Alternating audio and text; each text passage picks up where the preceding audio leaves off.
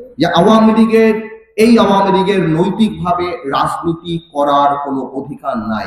যেই পর্যন্ত যেই পর্যন্ত আওয়ামী লীগ অনুশোচনা না করে এবং আওয়ামী লীগ ক্ষমা না চায় এবং বিচার না করে। আমি চিন্তা করে দেখলাম, কয়েকদিন আগে আমি দেখলাম যে বিএনপি চায় আওয়ামী লীগকে নির্বাচনে আসার জন্য। আমি বুঝতে পারি রাজনীতিবিদ হিসাবে যে বিএনপি চেতেই পারে আওয়ামী লীগকে নির্বাচনে আসার জন্য, নাহলে আওয়ামী লীগ পরে বলতে থাকবে যে আমাদেরকে নির্বাচন থেকে বাদ দেওয়া হয়েছে, এই নির্বাচনের গ্রহণযোগ্যতা নাই, এই নির্বাচন আমরা করলে আমরা জিতে যেতাম। কিন্তু আমি একটা কথা পরিষ্কার করে বলে দিতে চাই, বিএনপি বলুক, শব্দ বলুক, ইউনুস সাহেব বলুক, গ্রাউন্ড রিয়ালিটি কিন্তু ডিফারেন্ট।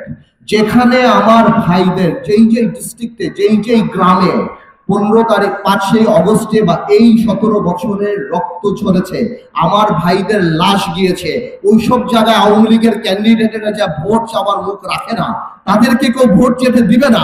গ্রাউন্ড রিয়ালিটি আলাদা। বিচার না হওয়া পর্যন্ত আওয়ামী লীগকে বাংলাদেশের মানুষরা ঘর থেকে বের হতে দিবে না রাজনীতি করার জন্য।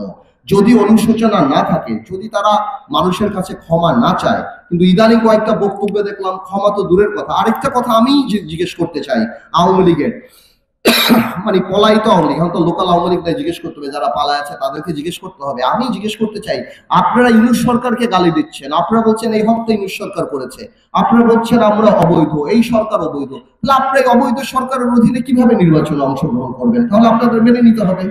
তো আমি মনে করি যে বিএনপি হয়তো ছাড় দিতে চায় আওয়ামী লীগকে নির্বাচনে আসুক, আর নৈতিকভাবে আমি মনে করি না আওয়ামী লীগের নির্বাচন করার কোনো সুযোগ আছে। এবং আওয়ামী লীগের মতো দলকে, যারা গণহত্যায় বিশ্বাস করে, যাদের কোনো রাজনৈতিক অস্তিত্ব নাই, যারা ক্ষমতায় যাওয়ার জন্য সবকিছু করতে রাজি, সেই ধরনের দলকে বাতিল নিষিদ্ধ করার জন্য আমি মনে করি সংবিধানের প্রভিশন থাকা উচিত।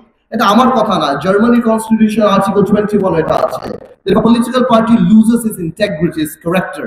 বাংলাদেশে যদি যে রাজনৈতিক দলের ক্যারেক্টারিস্টিক হারিয়ে ফেলবে, যেই রাজনৈতিক দল গণহত্যায় চলে যাবে, মানুষ হত্যায় চলে যাবে, এবং রাজনৈতিক দল যারা মানুষের কথা বলবে কিন্তু কথা না বলে যেখানে মানুষকে হত্যা করবে, আমি মনে করি এই ধরনের রাজনৈতিক দলকে নিষিদ্ধ করেন না করেন কিন্তু নিষিদ্ধ করার প্রভিশন সংবিধানে রাখতে হবে।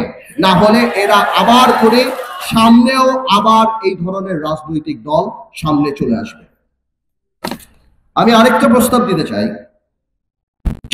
আপনারা দেখেছেন বাংলাদেশের ইতিহাসে যেই পরিমাণ চুরি এই সরকার করেছে, বাংলাদেশের ইতিহাসে সেই পরিমাণ ডাকাতি, চুরি আমরা আগে কখনো দেখি নেই। এই চুরি হওয়াতে বাংলাদেশে আমাদের কাছে আমরা শুধুমাত্র লজ্জিত না, সত্যি কথা বলতে বিদেশের মাটিতেও বাংলাদেশের কিন্তু যথেষ্ট সুনাম ক্ষুণ্ণ হয়েছে। আল জাজিরাতে যখন দেখি যে জাভেদ সাহেবের মতো একজন মন্ত্রী, না সাহেব মানে জাভেদের মতো একজন মন্ত্রী, উনি 300 বাড়ি লন্ডনে করে, আবার 350 বাড়ি দুবাইতে করে, তখন আন্তর্জাতিক ভাবে বাংলাদেশের ভাবমূর্তি নষ্ট হয়। আমি মনে করি অর্থনৈতিক রাষ্ট্রদ্রোহিতা আইন এই দেশে এখন পাশ করা উচিত। যাদের দুর্নীতি কর্মকাণ্ডের জন্য বিদেশের মাটিতে বাংলাদেশের সম্মান হেয় হয়, বাংলাদেশের মানুষ ছোট হয়, বিদেশিরা যেখানে বাংলাদেশে ইনভেস্টমেন্ট করার আগে দ্য স্কেল অফ করাপশন যখন দেখে বাংলাদেশের মাটিতে, এবং তারাই যে কারণে বাংলাদেশে ইনভেস্ট করতে চায় না, আমি মনে করি এই ধরনের অপরাধীরা কোনো নরমাল চোর না, এরা স্পেশাল চোর। এদের জন্য স্পেশাল আইন থাকা উচিত, এবং সেই স্পেশাল আইন হলো এদেরকে অর্থনৈতিক রাষ্ট্রদ্রোহী হিসাবে এদেরকে সেই রকম পানিশমেন্ট দেওয়া উচিত।